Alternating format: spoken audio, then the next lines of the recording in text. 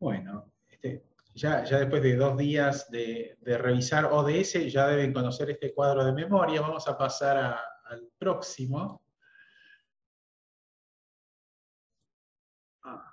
Bueno, en realidad solamente para revisar, hacer una revisión de cómo están tratando los distintos organismos internacionales, los ODS, cómo los están asumiendo, cómo los están elaborando, presentando, qué participación tienen. Por supuesto, sabemos que casi todos estos organismos a los que nos vamos a referir pertenecen al sistema de las Naciones Unidas, a pesar que no pertenecen a los organismos principales de las Naciones Unidas. En el caso de esta presentación, tampoco vamos a tomar en cuenta a los fondos y programas de las Naciones Unidas, y tampoco a otras entidades de las Naciones Unidas. En cambio, nuestro foco principal van a ser los órganos y agencias especializadas de las Naciones Unidas. Ahí estamos. Perfecto. En ese sentido, vamos a presentar algunas observaciones con respecto al Fondo Monetario Internacional, al Grupo Banco Mundial, a la Organización de Naciones Unidas para la Alimentación y la Agricultura y a la Organización Internacional del Trabajo. Entonces, ¿qué dice el Fondo Monetario Internacional? ¿Qué programas ha implementado a partir del año 2015-2016? Ha cambiado algunos servicios de crédito rápido y fortalecimiento de capacidades para países menos adelantados. También estuvo intensificando la asistencia técnica en materia de fortalecimiento de administración tributaria en países en desarrollo, y los límites de endeudamiento de los créditos que otorga habitualmente se han hecho más flexibles, y han empezado a sopesar la inversión en infraestructura que necesitan justamente encarar los países en desarrollo con respecto a la sustentabilidad de esa deuda pública que se está adoptando para tener la inversión en infraestructura.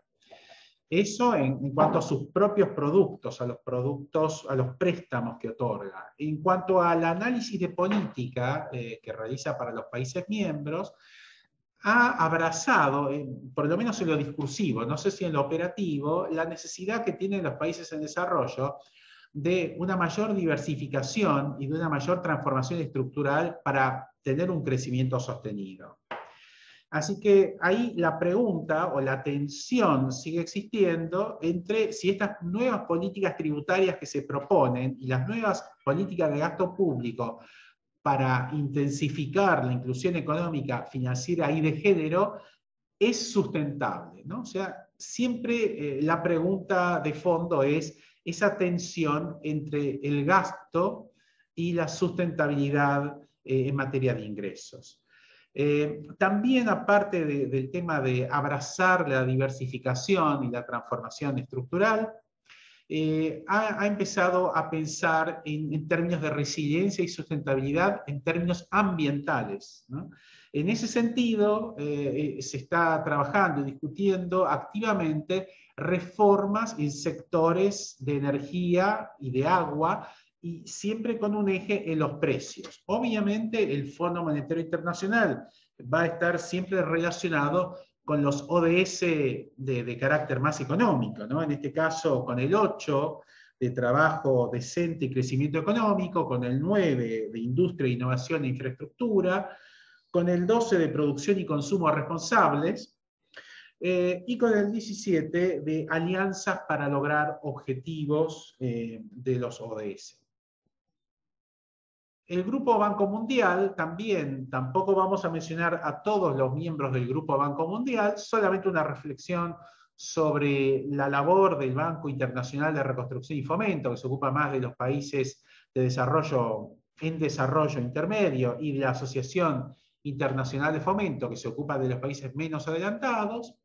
El Grupo Banco Mundial inclusive tiene una explicitación de que estos objetivos están totalmente alineados con el objetivo principal del Banco Mundial, que es eliminar la pobreza extrema, ¿no?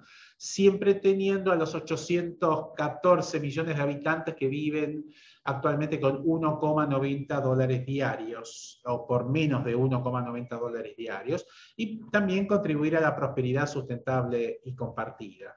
Quizá lo más interesante en ese sentido es el desarrollo de una base de datos muy interesante, que tiene muchas variables, que es la base de datos de las ODS. Yo solamente les muestro, yo he tomado una serie de datos y los he cruzado para el caso de Argentina, para el caso de Brasil y para el caso de México. Algunas observaciones que yo les hago sobre estas variables que veo allí, quiero volver para atrás, pero mientras tanto puedo comentar. Claro. De estas variables que estuve cruzando, en realidad les comento que el acceso a la electricidad y al agua potable ha mejorado mucho. En este periodo que yo he tomado un periodo 1999, 2010, 2015, 2019. El acceso a la electricidad es casi cercano al 100%, el acceso al agua es muy alto en Argentina y Brasil y sigue siendo relativamente bajo en México. También otro aspecto un aspecto que nos interesa en Argentina a partir de la pandemia es cuál fue la deserción escolar secundaria, los primeros años de la secundaria. No nos da la sensación por los números que vemos, que son muy bajos, que estén integralmente tomados, ¿no? Vemos que ese porcentaje de adolescentes que no están en los primeros años de la educación secundaria sigue siendo llamativamente bajo con respecto a la sensación que tenemos de la deserción escolar, ¿no? La cobertura de los programas sociales en el quintil más pobre también tiene una alta cobertura en los 3 países, que más o menos oscila entre el 22% hasta el 58% en el caso de Brasil, ¿no? Porcentaje de empleados en distintos sectores productivos, también en Argentina y Brasil, permanecen bastante estables, en torno a 20% en el sector industrial y 70% en el sector de servicios. En el caso mexicano, un poquito más, 25% en el sector industrial y 62% en el sector de servicios. Y bueno, la ya comentada línea de indigencia, tomada en distintos años, en el caso de Argentina y Brasil, está en el 1,5 en Argentina y en el 4,6 en Brasil para los años 2019, y México se tomó 4,5 para el año 2010. Ahora sí, podemos seguir hacia la Organización Internacional del Trabajo.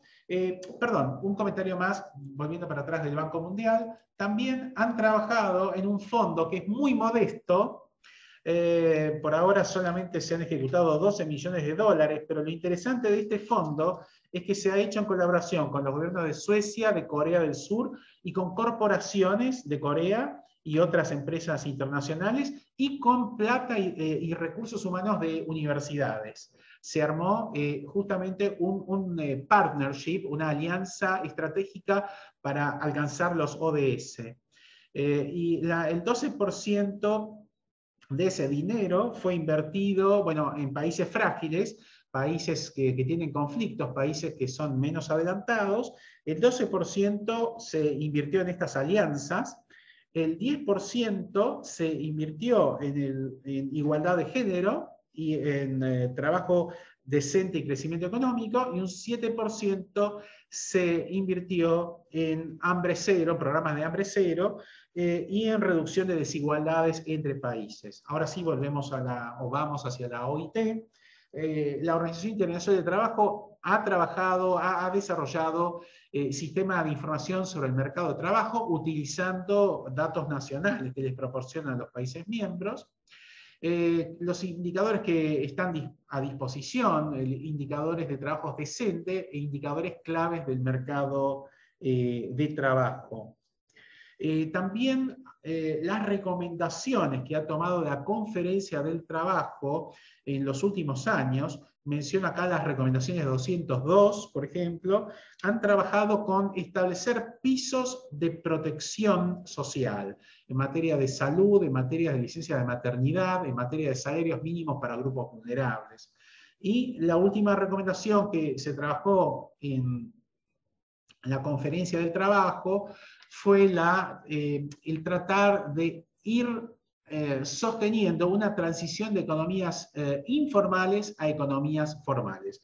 Como ustedes ven, claramente el eje de la OIT está sobre la ODS 8, ¿no? O sea, sobre el trabajo decente. Sigamos.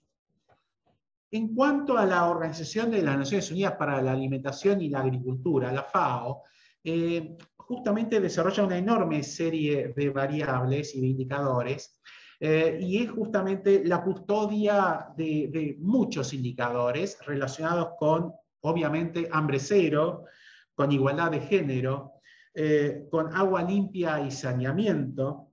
Así que vamos a hacer un comentario general. La ODS del hambre cero apunta a la misma población que vive con menos de $1,90 por día. También allí trata de evitar, como siempre estas palabras, mitigar, ¿no? el deterioro de la biodiversidad y generar mayor resiliencia al cambio climático que afectan a la agricultura. La ODS 5, que justamente trata sobre la igualdad de género, nota el menor acceso que tienen las mujeres al acceso a la tierra, a las tecnologías y a los mercados, a pesar que forman parte activa, por no decir mayoritaria, de la fuerza de trabajo rural. En el caso de la ODS 6, de agua limpia y saneamiento, y de la 12, producción y consumo responsables, la gran preocupación del gran consumo de agua fresca que realiza la agricultura y la ganadería, ¿no? Y que obviamente implican una gran necesidad de un uso más eficiente y ecológico de estos recursos. Lo mismo podemos decir sobre la pesca y la acuicultura de la ODS 15, y lo mismo sobre el equilibrio entre el desarrollo y la protección de la biodiversidad en bosques, ¿no? Y tierras en general. Así que para acercarnos a una conclusión, claramente 17 objetivos, 169 metas y 232 indicadores son una agenda un poquito exigente para estos organismos internacionales. Aparte, pongamos en contexto en qué mundo hemos estado durante los últimos años. Inclusive previo a la pandemia ya teníamos una escalada de políticos y políticas proteccionistas, un discurso nacionalista, una guerra comercial muy fuerte entre Estados Unidos y China, y ni hablar de los recientes meses donde estamos directamente asistiendo a conflictos militares directos, ¿no? Claramente ese mundo de nacionalismos proteccionistas no ayudan a conseguir esta agenda, a acercarnos a la Agenda 2030. También es necesario decir que el multilateralismo tampoco ha sido perfecto en los últimos años. Los países en desarrollo claramente podemos criticar la falta de representatividad y la falta de poder de decisión en gran parte de los organismos internacionales, me refiero principalmente al Fondo Monetario Internacional y al Banco Mundial. Sin embargo, digamos, es muy importante reordenar este multilateralismo en cuanto a tener prioridades para la cooperación pacífica para el desarrollo, generar un orden mundial basado en reglas, justamente lo que no se está haciendo desde hace un par de años, desde digamos, el avance de las guerras comerciales, y también generar nuevas alianzas para ir acercándose un poco más a conseguir esta Agenda 2030. Bueno, muchas gracias. ¿No? Perfecto. Muchas gracias, doctor Rubén Marx, por su presentación, por ilustrarnos sobre el tema de los organismos internacionales y los objetivos de desarrollo sostenible.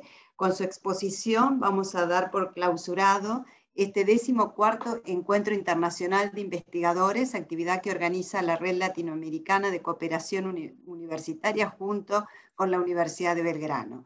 Volveremos a reunirnos el próximo año, en el 2023, para continuar compartiendo los avances de los investigadores en las producciones de los centros académicos en América Latina.